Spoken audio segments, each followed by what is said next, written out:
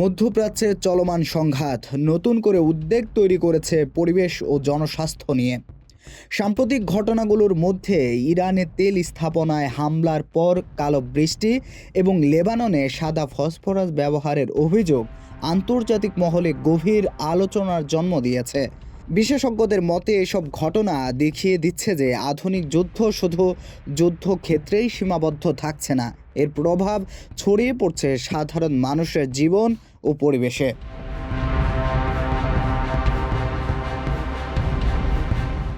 বিশ্ব স্বাস্থ্য সংস্থা সতর্ক করে জানিয়েছে, ইরানের কিছু এলাকায় তেল স্থাপনায় হামলার পর আকাশ থেকে তেল মিশ্রিত কালো বৃষ্টি পড়ার খবর পাওয়া গেছে।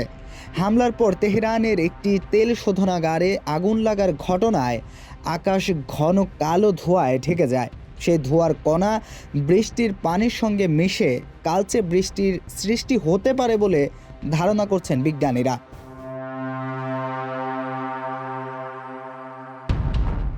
পরিবেশ বিজ্ঞানীদের মতে তেল পোড়ার ফলে উৎপন্ন কার্বন কণা ও বিষাক্ত রাসায়নিক বৃষ্টির পানির সঙ্গে মিশে মানুষের শরীরে নানা ধরনের সমস্যা সৃষ্টি করতে পারে।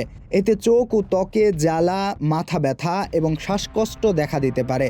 দীর্ঘ সময় এসব দূষণের সংস্পর্শে থাকলে ক্যান্সারের ঝুঁকিও বাড়তে পারে বলে সতর্ক করেছেন গবেষকরা। পরিস্থিতির প্রেক্ষিতে ইরান সরকার নাগরিকদের ঘরে থাকার পরামর্শ দিয়েছে।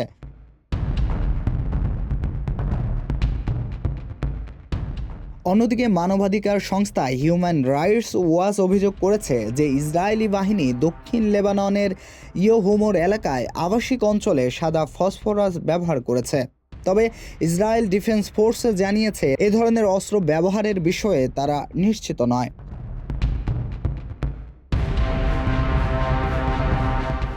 বিজ্ঞানীদের মতে যুদ্ধক্ষেত্রে রাসায়নিক বা অগ্নিসংযোগকারী পদার্থের ব্যবহার শুধু তাৎক্ষণিক ক্ষতির মধ্যেই সীমাবদ্ধ থাকে না, এটি পরিবেশে দীর্ঘমেয়াদী দূষণ সৃষ্টি করতে পারে।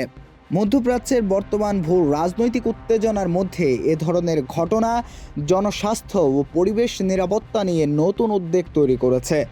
বিশেষজ্ঞরা আশঙ্কা করছেন, সংঘাত দীর্ঘায়িত হলে এই অঞ্চলের পরিবেশ ও মানুষের স্বাস্থ্য আরও বড় ঝুঁকির মুখে পড়তে পারে।